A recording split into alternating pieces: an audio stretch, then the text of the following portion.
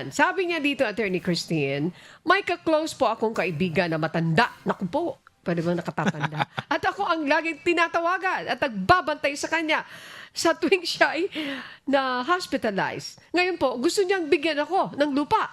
At ang sabi niya ay may mga ari-arian na raw siyang ipinangalan sa akin. Kahit wala akong pinipirmahan. Dahil ayaw ko po magkaroon ng gulo sa mga anak at apo niya.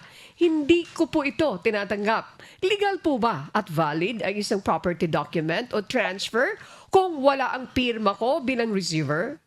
Magkakaroon po ba ako ng pananagutan kung biglang bawiin o questionin ito ng mga kamag-anak niya ba? Ang ganda ng tanong ni Alex. Attorney Christine, anong sagot natin po diyan? Thank you very much po.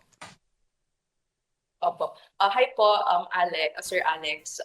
Para po sa sitwasyon po ito, hindi po legal o valid po ang property document na sinasabi niyo po. Kasi po sa kaso po ito, wala po kayong pirma.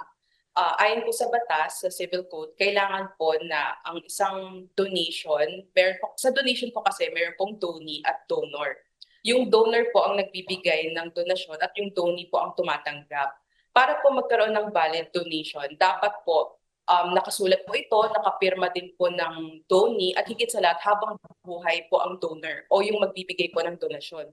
Sa sitwasyon niyo po, wala po kasing tumanggap po ng donation kasi nga po wala pong pirma.